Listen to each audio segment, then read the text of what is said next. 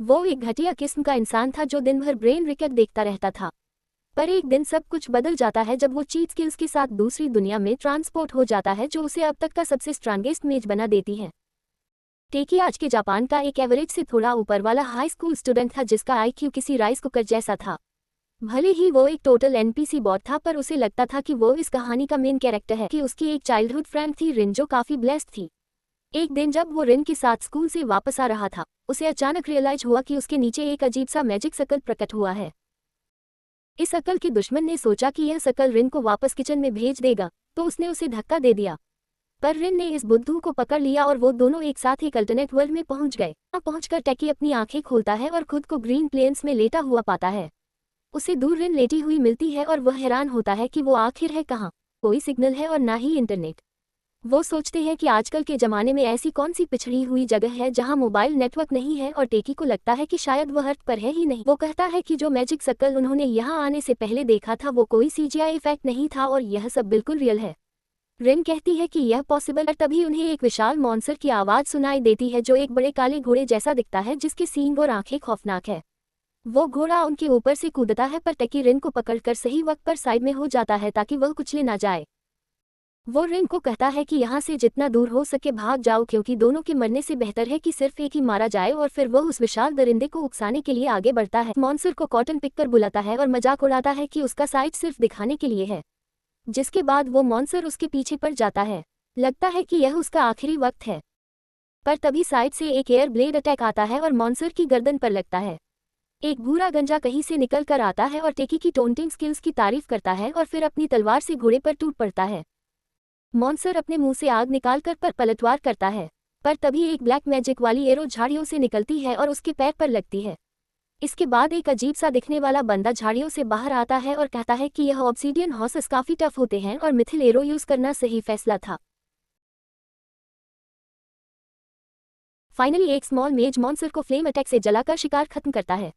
वो ग्रुप अपना इंट्रोडक्शन बराडा, रिकाल्टा और मेगलार्ड के तौर पर देता है और बताता है कि वो एडवेंचरस गिल्ड का हिस्सा है और उन्हें इन ऑब्सीडियन हॉर्सेस की तादाद कम करने के लिए हायर किया गया था। ये सब देखकर टेकी कंफर्म करता है कि वह एक फैंटेसी आरपीजी जैसी दुनिया में है और उन्हें यहाँ सर्वाइव करने का रास्ता ढूंढना होगा। बाद में उस रात वह सब कैंप फायर के चारों ओर बैठते हैं और एडवेंचरर्स उनसे पूछते हैं कि वह कहाँ से आए हैं और यहाँ क्या कर रहे हैं। वो नोटिस करते हैं कि टेकी और रिन यह इन्फो शेयर करने में कंफर्टेबल नहीं है, तो वो उन्हें दिलासा देते हैं कि वह उन्हें इन खतरनाक मैदानों में अकेला नहीं छोड़ेंगे और पास की टाउन एस्पियर तक एस्कॉर्ट करेंगे क्योंकि दूसरों की मदद करना उनका काम है। भी समझाते हैं कि बिना वेपन्स के ट्रैवल करना खतरनाक है, खासकर इस एरिया में क्योंकि मॉन्स्टर्स बढ़ रहे हैं और उन्हें ऐसी रिपोर्ट्स मिली है कि वेग्स पर हमले हो रहे हैं और लोग गायब हो रहे हैं। इसके साथ ही वह सोने चले जाते हैं और बराडा टेकी को कहता है कि रिन से माफी मांग ले जो उससे नाराज है क्योंकि उसने उसे अकेला छोड़कर भागने को कहा। वो रात भर बात करते हैं और आखिरकार एक फिस्ट बम्प के साथ पैचअप कर लेते हैं। अगले दिन वो एस्पियर पहुंचते हैं और एडवेंचरर्स बताते हैं कि यह हेलिस्टेन मैजिक किंगडम का हिस्सा है और वह इस टाउन को अपना बेस बनाकर यूज करते हैं। वो हमारे प्रोटागनिस्ट्स को थोड़ा गोल्ड भी देते हैं और उन्हें एडवेंचरर्स गिल्ड के बारे में बताते हैं क्योंकि टेकी ने फैसला किया है कि वह भी एडवेंचरर बनेगा जैसा कि एक अल्फा मेल करता है। गिल्ड में वह अपने एडमिशन फॉर्म्स भरते हैं और कॉन्ट्रैक्ट पढ़ते हैं। तब उन्हें रियलाइज होता है कि वह इस दुनिया की लैंग्वेज समझ सकते हैं।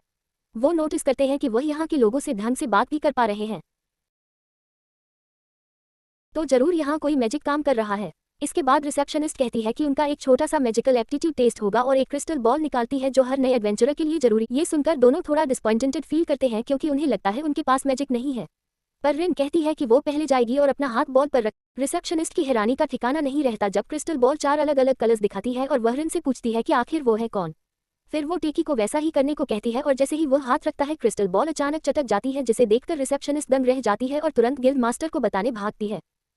कुछ देर बाद वो गिल्ड मास्टर जेरा और एक मशहूर C rank adventurer Meera the golden fencer के साथ वापस आती है। वो अपना इंट्रोडक्शन देते हैं और बताते हैं कि वो उनका रजिस्ट्रेशन यहाँ नहीं कर सकते और मीरा उन्हें ऐसी जगह एस्कॉर्ट करेगी जहाँ उन्हें जरूरी एडवाइस मिलेगी जिसके बिना वह एडवेंचरर्स नहीं बन सकते। टेकी पूछता है कि क्या ये कोई स्कैम है जहाँ वो उन्हें किडनैप करके उनकी किडनी बेच देंगे, पर मीरा कहती है कि उसे उसके ऑर्गन्स तो चाहिए पर किडनी नहीं। फिर वो उन्हें शहर के पास जंगल में एक पुरानी झोपड़ी में ले जाती है जहाँ उनकी मुलाकात हॉट मम्मी लेमिया से होती है। लेमिया उनका स्वागत करती है और मीरा से जानती है कि गिल्ड की मैजिक डिवाइस टूट गई है, इसलिए वह चाहती है कि लेमिया उनका टेस्ट ले। लेमिया टेकी और रन को कुछ वुडन डिवाइसेस देती है और कहती है कि यह उसने बनाए हैं और यह उनकी मैजिकल कैपेसिटी और मैजिकल स्ट्रेंथ की वैल्यूज बताएं। मैजिकल कैपेसिटी का मतलब है कि आपके पास कितनी मैजिकल एनर्जी है और मैजिकल स्ट्रेंथ का मतलब है उस मैजिकल एनर्जी की क्वालिटी कैसी है। उनकी लकड़ी को अपने हाथों से सहलाने के बाद टेकी और रन पूछते हैं कि रिजल्ट क्या आया। तो लेमिया बताती है कि उनके नंबर्स तो भाई इस दुनिया के ही नहीं है और अब से वो दोनों उसके अप्रेंटिस होंगे। ठीक उसी वक्त हमें कुछ हुडेड फिगर्स अंधेरे में एक दूसरे से बात करते हुए दिखते हैं। वो बीटा मेल गुनर अपने अल्फा मेल लीडर को रिपोर्ट देता है कि उन्होंने समनिंग रिचुअल को सक्सेसफुली सबोटाज तो कर दिया था, पर क्योंकि कास्ट बहुत ज़्यादा पावरफुल था इसलिए स्पेलर फिर भी एक्टिवेट हो गई। उन्हें पूरा यकीन है कि कुछ लोग दूसरी दुनिया से समन हुए हैं, पर उन्हें यह नहीं पता कि वह अभी कहाँ है। वो आगे बताता है कि उन्होंने अपना जाल बिछा दिया है और जल्द ही उन्हें ढूंढ लेंगे। डर काफ़ी खुश होता है और कहता है कि उसे उनसे बहुत उम्मीदें हैं। वापस झोपड़ी में लेमिया रिवील करती है कि टेकी की मैजिकल कैपेसिटी 1,20,000 और मैजिकल स्ट्रेंथ 400 है। वहीं रिम की मैजिकल कैपेसिटी 37,000 और स्ट्रेंथ 5,000 है, क्योंकि वो एक लड़की है। वो आगे बताती है कि बड़े बड़े ह्यूमन नाइट्स और रॉयल मेजेस की मैजिकल कैपेसिटी अक्सर 10,000 और स्ट्रेंथ 20,000 के आसपास होती है। तो उन दोनों के नंबर्स इंसेनली हाई है और उन्हें इस दुनिया के सबसे ताकतवर बीम्स में गिना जा सकता है। लेमिया ये भी कहती है कि वो इस किंगडम की सबसे बड़ी मेज है और उसकी अपनी कैपेसिटी 43,000 और स्ट्रेंथ 6,000 है, जबकि मायरा की कैपेसिटी और स्ट्रेंथ क्रमशः 3,500 और 3,800 है। फिर वो उन्हें समझाती है कि उनके पास इनक्रेडिबल पावर तो है, पर बिना ट्रेनिंग के वह खुद को और दूसरों को नुकसान पहुंचा सकते हैं, इसलिए वह चाहती है कि वह उसके अप्रेंटिस बने। इसके अलावा अगर वह अपनी पावर्स मास्टर कर लेते हैं तो वह इस रैंक एडवेंचरर्स और टॉप रॉयल मेजर्स से भी कहीं आगे निकल जाए। फिर वो टेकी की तरफ देखती है और कहती है कि अगर उसने ढंग से ट्रेन किया तो वह अकेले ही पूरे नेशंस के खिलाफ जंग छेड़ सकता है और राजा बन सकता है, और अगर वह ऐसा करता है तो उसके पास इस दुनिया की सारी दौलत और लड़कियां होंगी। और यह बोलते हुए वो उसे अपने मैसिव प्लॉट्स दिखाती है। रिन नोटिस करती है कि टेकी की पॉकेट में रॉकेट ऊपर उठ रहा है और वह उसे अंधा करने की कोशिश कर, जबकि लेमिया मायरा को कहती है कि इन गूनर्स को ट्रेन करने में मजा आएगा। अगले दिन लेमिया सुबह की शुरुआत उन्हें एक भारी भरकम ब्रेकफास्ट खिलाकर करती है और मैजिक के बेसिक समझाती है। वो बताती है कि मैजिक यूज करने के 2 तरीके हैं, पहला मैजिकल स्पेल्स कास्ट करके और दूसरा सौर के जरिए। मैजिकल सब्स यूज करने के लिए इंसान को स्पेशल इनकेंटेशंस यानी मंत्र बोलने पड़ते हैं ताकि वो अपनी मैजिकल पावर उन स्पिरिट्स को उधार दे सके जो बदले में अलग अलग स्पेल्स मटेरियलाइज करती हैं। दूसरी तरफ एक सोर्सर स्पिरिट के साथ मास्टर और सर्वेंट का कॉन्ट्रैक्ट करता है और उनसे अपना काम करवाता है, जो इसे नॉर्मल मैजिक से कहीं ज़्यादा स्ट्रांग बना देता है। वो आगे रिवील करती है कि फायर, वाटर, अर्थ और विंड 4 बेसिक एलिमेंट्स होते हैं। मेजेस आमतौर पर सिर्फ एक ही एलिमेंट यूज कर पाते हैं, पर कुछ स्पेशल केसेस में मायरा जैसे मेजेस होते हैं जो 2 एलिमेंट्स यूज कर सकते हैं, जैसे फायर और अर्थ, या फिर वो खुद जो अर्थ को छोड़कर बाकी तीनों एलिमेंट्स यूज कर सकती है। वो ऐड करती है कि रन एक और भी रेयर केस है जो चारों एलिमेंट्स यूज कर सकती है। दूसरी तरफ उन्हें नहीं पता कि टेकी कौन से एलिमेंट्स यूज कर सकता है, पर लेमिया कहती है कि जब तक उसे कॉन्ट्रैक्ट करने के लिए कोई स्पिरिट नहीं मिलती वो उसके फंडामेंटल्स पर फोकस करेगी। वो उसे ये भी बताती है कि पुराने जमाने में सोर्सर्स ने लाइट, डार्क और टाइम स्पेस मैजिक का इस्तेमाल किया है और अगर उसने अपनी पावर्स मास्टर कर ली तो वह दुनिया का सबसे स्ट्रांगेस्ट मेज बन जाएगा। इसके बाद वह सब जंगल जाते हैं और लेमिया टेकी को दिखाती है कि कैसे मैजिक को हाथों में फोकस करके फिजिकल एनहेंसमेंट की जाती है। टेकी इस टेक्निक को मास्टर करने के लिए जी तोड़ मेहनत करता है और ऐसा करते वक्त उसे एक लड़की की आवाज़ सुनाई देती है जो उसे गुड लक कह रही होती है। वो सोचता है कि यह आवाज़ कहाँ से आई, पर लगता है कि सिर्फ उसने ही इसे सुना था। इस बीच मायरा रिन को मेंटर करती है और उसे सब्स कास्ट करने के बेसिक सिखाती है। बताती है कि सब्स कास्ट करने के लिए एक साफ इमेजिनेशन का होना बहुत जरूरी है। रिन तुरंत एक फायर स्पेल सीख लेती है, फिर उसे ब्लू फ्लेम्स में मॉडिफाई भी कर देती है। पर मायरा बहुत सरप्राइज होती है क्योंकि उसने पहली बार ऐसी आग देखी है और वो रिन को एक प्रोड्सी बुलाती है। बाद में उस दोपहर रिन टेकी को चेक करने आती है जो काफ़ी डिफिटेड महसूस कर रहा है क्योंकि उसने काफ़ी हैंड प्रैक्टिस की थी। उसे इस हाल में देखकर वो उसे चेयरअप करने का फैसला करती है, तो टेकी एक और बार कोशिश करता है और अपने राइट हैंड में मैजिक फोकस करने की ट्राई करता है। ऐसा करते हुए उसे फिर से वही बच्चों वाली आवाज़ सुनाई देती है जो उसे टिप्स दे रही होती है और इससे वह कामयाब हो जाता है क्योंकि उसका हाथ एक लाइट बल्ब की तरह चमकने लगता है। वो रिन से पूछता है कि क्या उसने वो आवाज़ सुनी और सोचता है कि कहीं वह भूत तो नहीं जिससे रिन डर जाती है। इसके बाद वो दोनों डिनर के लिए अंदर जाते हैं और लेमिया उनकी प्रोग्रेस की तारीफ करती है। वो मायरा को रिंग का ख्याल रखने को कहती है और टेकी को अगला टारगेट अपने लेफ्ट हैंड पर रखने को बोलती है जब तक कि वह फुल बॉडी एनहेंसमेंट ना कर ले। कहती है कि जब तक उसका एट्रीब्यूट नहीं मिलता यही उसके लड़ने का मेन तरीका होगा जो उस गिगाचेक पर काफी सूट करता है। बाद में उस रात मायरा लेमिया के पास जाती है और उन 2 नए लोगों के बारे में पूछती है। लेमिया कहती है कि वह उन्हें 3 हफ्ते में इस काबिल बना देगी कि वह ढंग से लड़ सके क्योंकि आने वाली जंग में उन्हें अपना बचाव खुद करना होगा। उसने सोचा था कि कैपिटल की मुश्किलें उसे इतनी दूर तक नहीं करेगी, पर लगता है कि हालात जल्द ही बिगड़ने वाले हैं। कुछ हफ्ते बाद हम टेकी और रिन को एक फिजिकल टेस्ट देते हुए देखते हैं ताकि पता चले वह कितनी दूर आ। टेकी फैनिप्सिफ्स के एक झुंड से लड़ता है जबकि रिन रैबिट मॉन्स्टर्स की पूरी फौज को कुक कर देती है। टेकी अब अपने फिस्ट्स में मैजिकल पावर को कंट्रोल करना सीख गया है और रिन अब बिना इंकेंटेशंस के बेसिक स्पेल्स कास्ट कर सकती है और एक साथ मल्टीपल एलिमेंट्स। जब वो ये सब कर रहे होते हैं, लेमिया और मायरा एक क्लिप से उन्हें देख रही होती हैं और बात करती हैं कि वो इतने कम समय में कितने स्ट्रांग हो गए हैं। तभी वह नोटिस करती है कि वह पैर एक ऑब्सीडियन हॉर्स का सामना कर रहा है, पर उनकी पहली मुलाकात के उलट अब वह बहुत ज्यादा स्ट्रांग है और उस दरिंदे को आसानी से ढेर करके उसका डिनर बना लेते हैं। बाद में उस रात वो सब टेकी और रिन की ग्रेजुएशन टेस्ट पास करने का जश्न मनाते हैं और लेमिया उन्हें बताती है कि वो अगले दिन एस्पियर मूव करेंगे और एडवेंचरस के तौर पर अपनी पहली जॉब लेंगे।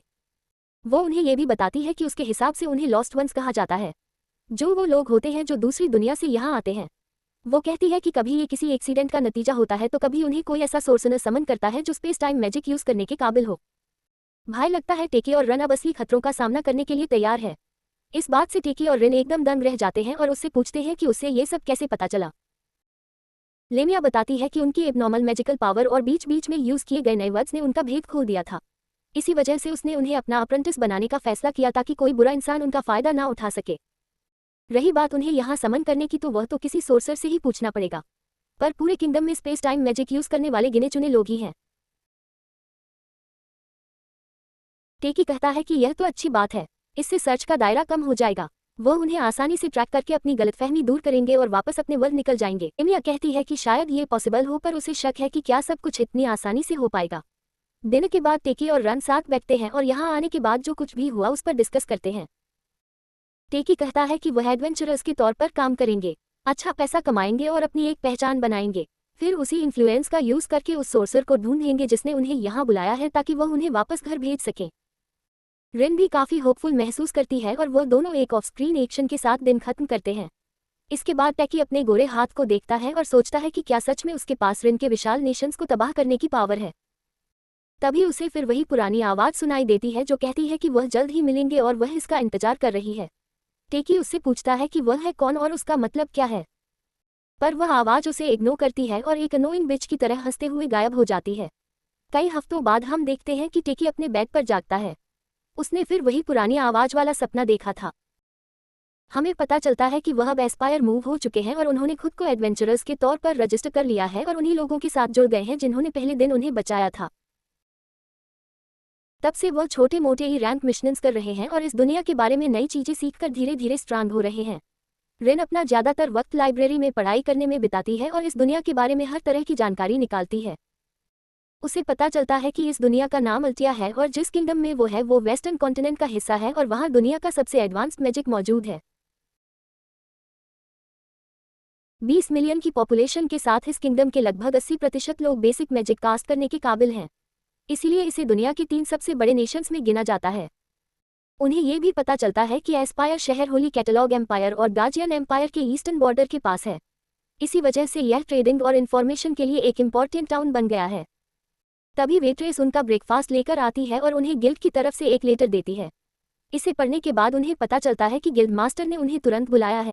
वह देखने जाते हैं कि क्या मामला है और रिसेप्शनिस्ट उन्हें स्लम्स के एक बार की इन्वेस्टिगेशन का स्पेशल रिक्वेस्ट देती है। टेकी सोचता है कि आखिर उन्हें ब्रो की बार में क्या ढूंढना है। गिल्ड मास्टर एक्सप्लेन करता है कि हाल ही में ऐसी रमज है कि वैग से चोरी किया गया माल स्लम्स के रास्ते शहर में स्मगल किया जा रहा है। वो उन्हें बताता है कि उन्हें ऐसी इन्फो निकालनी है जिससे कल्पिट्स पकड़े जाएं और मिशन का रिवॉर्ड 7 सिल्वर और बोनसेस है। टेकी पूछता है कि क्या उनका डी रैंक मिशन लेना ठीक रहेगा। गिल्ड मास्टर कहता है कि अगर वह इसे क्लियर कर लेते हैं तो उन्हें डी रैंक पर प्रमोट। इसके अलावा ये क्वेस्ट पहले ही 2 बार फेल हो चुका है और अगर तीसरी बार भी फेल हुआ तो गिल्ड को गलत असेसमेंट के लिए एक्स्ट्रा फीस भरनी पड़ेगी। टेकी उस नाटे आदमी को कंजूस बुलाता है, पर वह कहता है कि उसे उनकी स्किल्स पर पूरा भरोसा है क्योंकि वह लेमिया के अप्रेंटिसेस हैं और उन्हें भेज देता है। इसी के साथ टेकी और रिन स्लम्स जाते हैं और रात होने तक वेट करते हैं जब सारा शैडी बिजनेस शुरू होता है। मनीला फ्रूट खरीदने जाती है पर प्राइस पिछले हफ्ते से दुगनी निकलती है। वो सोचती है कि क्या अमेरिका का इन्फ्लेशन इस दुनिया में भी आ गया है। दुकानदार बताता है कि वैग्स पर लगातार हमले हो रहे हैं और हर तरफ माल की शॉर्टेज है। रात होने पर टेकी और रिन नोटिस करते हैं कि बार के पिछले वाले दरवाजे से कुछ माल बाहर ले जाया जा रहा है। तो वह अंदर जाते हैं और बारटेंडर से एल मांगते हैं। बारटेंडर कहता है कि वह ऐसे हल्के ड्रिंक्स नहीं रखता, पर टेकी अपना अल्फा मेल है कि दिखाकर उसे बैठने को कहता है और वह शहर में बढ़ती कीमतों पर बात शुरू करते हैं। टेकी कहता है कि वह भी इस बिजनेस में उतरना चाहते हैं और जानना चाहते हैं कि यह सब कैसे काम करता है। बारटेंडर कहता है कि यह इमेज उसका काम नहीं कि उसे ब्रो की बुलाता है और उसके सामने कॉइन्स की थैली रखकर पूछता है कि क्या अब उसका मुंह खुलेगा। ये देखकर बार के लालची एनपीसी जस उठ खड़े होते हैं और उन्हें लूटने की कोशिश करते हैं, पर टेकी और रन उनकी वर्थलेस पीठ थोपकर उन्हें ढेर कर देते हैं और सारी सच्चाई उगलने पर मजबूर कर देते हैं। वो गुंडे बताते हैं कि उन्हें किसी हुडेड बंदे ने हायर किया था जिसने उन्हें उन वैगन्स का माल डिलीवर करने को कहा था जिन पर मॉन्स्टर्स ने हमला किया था।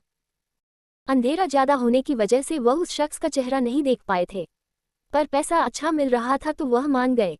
बारटेंडर कहता है कि उसे उनका पैसा नहीं चाहिए और यह बार के लिए नॉर्मल बात है कि वह इन लोगों का लाया हुआ माल बेचे, इसीलिए उन्हें अपनी नाक वहां नहीं घुसानी चाहिए जहां जरूरत नहीं है। इसके बाद टेकी और रिन बाहर निकलते हैं और सोचते हैं कि इसका मास्टरमाइंड कौन है। तभी उन्हें नोटिस होता है कि 3 फीमेल निंजास उनका पीछा कर रही हैं, तो वह उन्हें लालच देकर सुनसान जगह ले जाते हैं और उनसे भिड़ जाते हैं। टेकी कोशिश करता है कि वह उन्हें वापस किचन में ना भेजे और एक हैवी पंच से उनमें से एक को नॉकडाउन कर देता है। रन भी दिखा देती है कि वह यूजलेस नहीं है और एक को पीछे धकेल देती है, जिसके बाद टेकी जेंडर इक्वालिटी दिखाते हुए उसे भी सुला देता है। इसके बाद वह दोनों आखिरी असेसन से सामना करते हैं और उससे पूछते हैं कि क्या वह सरेंडर करने के लिए तैयार है। पर तभी पहली निंजा जाग जाती है और स्मोक बॉम्ब फेंकती है और वह दोनों अपनी बेहोश साथी को वहीं छोड़कर वहां से एस्केप कर जाती है। टेकी कहता है कि वह उन्हें सिर्फ डराकर भगाने नहीं आई थी, बल्कि लगता है वह सच में उन्हें असैसिनेट करने की कोशिश कर रही थी। रिन हैरान हो जाती है और वह दोनों उस पकड़ी गई निंजा को गिल्ड के हवाले कर देते हैं और गिल्ड मास्टर से उसे जिंदा रखने को कहते हैं। अगले दिन टेकी और रिन मीरा से मिलते हैं जो उन्हें डी रैंक एडवेंचरर्स बनने पर कांग्रेचुलेट करने के लिए वेट कर रही थी। फिर वो उन्हें बताती है कि उसके पास एक स्पेशल मिशन है और वह चाहती है कि वह उनके साथ पार्टी बनाए। वो एक्सप्लेन करती है कि नॉर्दर्न फॉरेस्ट में मलीला फ्रूट्स पककर तैयार हैं, तो फार्मर्स ने चोरों को पकड़ने और अपनी फसल बचाने की रिक्वेस्ट डाली है। भाई लगता है यह मलीला फ्रूट वाला मिशन इतना सिंपल नहीं होने वाला जितना मीरा बता रही है। इस मिशन को पूरा करने का रिवॉर्ड पूरे 500 सिल्वर कॉइन्स है और इससे टाउन को इन्फ्लेशन की मार से निकलने में भी काफ़ी हेल्प मिलेगी। ये सब सुनने के बाद हमारा ये पैर तुरंत राजी हो जाता है और वह तीनों नॉर्दर्न फॉरेस्ट की तरफ निकल पड़ते हैं। वो दोपहर तक फार्म पहुंचते हैं और वहां 2 एनपीसी फार्मर्स और एक अजीब से दिखने वाले बंदे से मिलते हैं जिसका नाम कासिम है। उससे हाथ मिलाते वक्त ताइची को थोड़ी अजीब सी गे इमोशंस वाली फीलिंग आती है और वो काफ़ी देर तक उसका हाथ पकड़े रखता है, फिर अचानक होश में आता है। इसके बाद वह सब मेनला के खेतों की तरफ बढ़ते हैं और रिन अपने स्टाफ से एक मैजिक सेंसिंग स्पेल कास्ट करती है ताकि एरिया में किसी पुराने मैजिक का पता लगाया जा सके। फाइनली उसे एक सिग्नल मिलता है जो दिखाता है कि एक विशाल मॉन्स्टर खेतों की तरफ ही आ रहा है और वह सब उससे लड़ने के लिए अपनी पोजीशंस ले लेते हैं। थोड़ी देर बाद हम देखते हैं कि फॉरेस्ट से एक मैसिव ओगर और कुछ ओक्स बाहर निकलते हैं और अपने वेपन्स के साथ ग्रुप का सामना करते हैं। ग्रुप का अल्फा मेल होने के नाते ताइची मीरा को उन 3 छोटे मोटे दुश्मनों यानी स्मॉल फ्लाइज को संभालने को कहता है और रिन से सपोर्ट मांगता है, जबकि वो खुद उस बड़े मॉन्स्टर से निपटने निकलता है। वह सोचता है कि लेवल 35 की एनहेंसमेंट इस काम के लिए काफ़ी होगी और ओगर के मुंह पर एक हैवी पंच मारकर उसे एक ही बार में ढेर यानी 1 शॉट कर देता है। रात होने पर मीरा ताइची और रिन के साथ बैठती है और बताती है कि इस रीजन में ओक्स और ओगर्स का होना नॉर्मल नहीं है, तो पक्का ये किसी की साजिश का हिस्सा है। वो उनके लिए एक ट्रैप बिछाने का डिसाइड करते हैं ताकि उन्हें दिखा सके कि उनसे पंगा लेना महंगा पड़ेगा और फिर सो जाते हैं। इस बीच हमें एक हुडेड लड़की दिखाई देती है जो ढेर सारी लाशों से घिरी हुई है। वह उनका लाइफ फोर्स सोखने के लिए एक स्पेल यूज करती है और कहती है कि वह उन मैजिशियंस यानी ताइची और रिन से मिलने के लिए काफ़ी एक्साइटेड है और फिर अपने इनविजिबल क्लोक का यूज करके गायब हो जाती है। अगले दिन हम जराड को उस असिन की सेल खोलते हुए देखते हैं और उससे पूछते हैं कि क्या उसने मुंह खोलने का फैसला किया है। दूसरी तरफ ताइची और ब्रुक फार्म में घूम रहे हैं। रिन अपनी मैजिक डिटेक्शन स्पेलर से चोरों को लोकेट करने की कोशिश कर रही है। आखिरकार उन्हें कुछ कदमों के निशान मिलते हैं और वो उनका पीछा करते हुए एक ऐसे फायर पिट तक पहुंचते हैं जिसे हाल ही में बुझाया गया था। रिन कहती है कि उसे आगे खेतों में 3 लोगों की प्रेजेंस महसूस हो रही है और वह 3 चोरों को उनके हाथ पकड़ने के लिए आगे लपकते हैं। ताइची, रिन और मीरा आगे बढ़कर उन्हें सरेंडर करने पर मजबूर कर देते हैं और वह 2 एनपीसीज उन्हें टाउन गार्ड्स के हवाले कर देते हैं। इसी बीच कासिम ताइची और बाकी सबको हेल्प के लिए थैंक यू बोलता है और ताइची फिर से काफी देर तक उसका हाथ पकड़े रखता है। वो कहता है कि कासिम के हाथ बाकी फॉर्मर्स की तरह सख्त नहीं बल्कि काफी सॉफ्ट है और उससे उसके सीक्रेट के बारे में पूछता है। कासिम कहता है कि वही एक ओवरसियर है, इसलिए उसे हाथों का ज्यादा काम नहीं पड़ता। पर मीरा बीच में बोलती है कि ओक्स और ओगर्स इस एरिया में कॉमन नहीं थे, लेकिन कासिम को उनके बारे में पहले से पता था, भले ही वह सिर्फ एक फॉर्मर है। ये सब सुनकर कासिम हंसने लगता है और रिवील करता है कि वही वो बंदा है जिसने उन चोरों को हायर किया था और वही मैजिशियन भी उसने हायर किया था ताकि मॉन्स्टर्स को खेतों में लाया जा सके। ताइची उससे पूछता है कि उसने ऐसा क्यों किया, तो वह बताती है कि यह सब उन 3 लोगों को यहाँ लालच देकर बुलाने के लिए था क्योंकि उसे अपने गोल के लिए ताइची की स्ट्रेंथ चाहिए थी और वह उसे खुद टेस्ट करना चाहता है। तभी वह इनविजिबल रोब वाली लड़की ग्रेमी अपनी इनविजिबिलिटी से बाहर आती है और मीरा को पीछे से सरप्राइज कर देती है। वो कासिम को कहती है कि उसका मुंह काफी तेजी से चलता है और बताती है कि वही मैजिशियन है और कासिम की बॉडीगार्ड के तौर पर काम कर रही थी। इसी के साथ उनकी बैटल शुरू हो जाती है और मीरा ग्रेमी के साथ स्वर्ड्स क्लैश करने के लिए आगे बढ़ती है और उससे पूछती है कि जब वो इनविजिबल थी तब उसने अटैक क्यों नहीं किया। वो कहती है कि असैसिनेट करना बुज़दिलों का काम है और यह उसका स्टाइल नहीं है क्योंकि उसे ब्लेड्स क्लैश करना और अपने अपोनेंट्स को अपनी स्ट्रेंथ से ओवरपावर करना पसंद है। दोनों एक दूसरे पर कई बार वार करती हैं और एक पावर स्ट्रगल में फंस जाती हैं। पर तभी रन यूजफुल बनने का डिसाइड करती है और ग्रेमी की तरफ एक फायर बॉल शूट करती है। ग्रेमी पीछे कूद जाती है और उस पेलल को विंड अटैक से काउंटर करती है। रिन तुरंत एक डस्ट टोर्नेडो समन करके उसे फॉलो अप करती है और ग्रेमी को थोड़ी देर के लिए स्टन कर देती है ताकि मीरा को अपनी फिजिकल एनहेंसमेंट पूरी करने का टाइम मिल सके। ग्रेमी अपनी स्वॉर्ड से उस पेलल को चीर कर निकल जाती है, पर रन ऑफेंस जारी रखती है और उस पर वाटर और अर्थ एलिमेंट के एक कंबाइंड स्पेलल से अटैक करती है।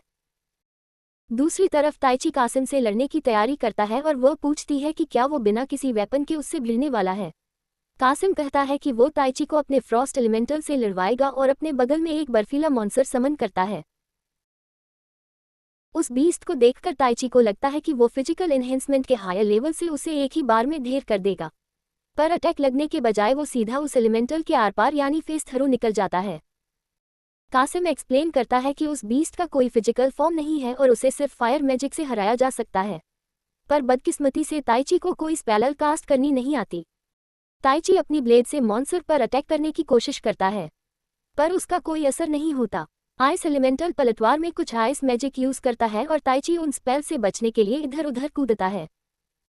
कासिम तब वो लाइफ एनर्जी बॉल निकालता है जो ग्रेमी ने कल रात बनाई थी और उसे मॉन्स्टर को खिला देता है जिससे वो लाल हो जाता है और उसे एक मैसिव पावर बूस्ट मिलता है। इसी के साथ वो रेड एलिमेंटल इतनी इंसेंट स्पीड से आगे बढ़ता है कि ताइची पीछे जा गिरता है और इतनी जोर से हिट होता है कि उसके मुंह से खून निकलने लगता है। कासिम उसे कहता है कि वह चुपचाप एक गुड बॉय की तरह उसके साथ चले, वरना वो लड़कियों को कैप्चर करके उन्हें असलियत बताएगा कि बच्चे कैसे पैदा होते हैं। The birds and the bee story. इसी बीच हमें मीरा और रिन को ग्रेमी के खिलाफ स्ट्रगल करते हुए देखते हैं जो मीरा को एक हैवी पंच से पीछे भेज देती है और रिन को भी नीचे गिरा देती है। ओवरवेल्ड फील करते हुए दोनों मेजर्स अपना पावर आउटपुट बढ़ाने का डिसाइड करते हैं और कहते हैं कि उन्हें एक पावरफुल मेज का सामना करने की आदत है। जबकि वो लेमिया को याद करती हैं, ग्रेमी पूछती है कि क्या वो अब तक उसे हल्के में ले रही थी, पर मीरा कहती है कि वो बस अपने मेन प्लान पर वापस आ रही है और इसी के साथ वह खुद को लेवल 40 तक एनहेंस करती है और ग्रेमी पर अटैक करने के लिए आगे बढ़ती है। वो कुछ वार एक्सचेंज करती हैं, पर तभी रिन एक स्पेलल ब्लेड के साथ चार्ज करती है और ग्रेमी को सरप्राइज कर देती है। ग्रेमी अटैक से बचने के लिए पीछे कूदती है पर मीरा उसे लात मारकर वापस आगे भेज देती है और रन अपने स्टाफ को स्वॉर्ड में बदलकर फॉलो अप करती है और ग्रेमी को अपनी स्वॉर्ड से ब्लॉक करने पर मजबूर कर देती है। इसके बाद वह अपने दूसरे हाथ में स्पेलल ब्लेड का यूज करके उस पर वार करती है और उसके एचपी का एक अच्छा खासा हिस्सा जला देती है। फिर रिन डस्ट टोर्नेडो स्पेलल कास्ट करती है और उसमें गन पाउडर मिला देती है ताकि वो फ्लेमेबल हो जाए। उसके बाद वो एक फायर बॉल से उस स्पेलल को आग लगा देती है और ग्रामी को ब्लास्ट कर देती है। भाई लगता है रिन ने एकदम एक्सप्लोसिव मूव दिखाई है। ग्रामी अभी भी अपनी फिजिकल एनहेंसमेंट से ज्यादातर डैमेज ब्लॉक कर लेती है। लेकिन म्यूरा इस मौके का फायदा उठाकर अपनी फायरी ब्लेड से उस पर वार करती है और उनकी फाइट को यही खत्म कर देती है। इसके बाद वह दोनों उसके सामने खड़ी होती हैं और उसे सरेंडर करने को कहती है।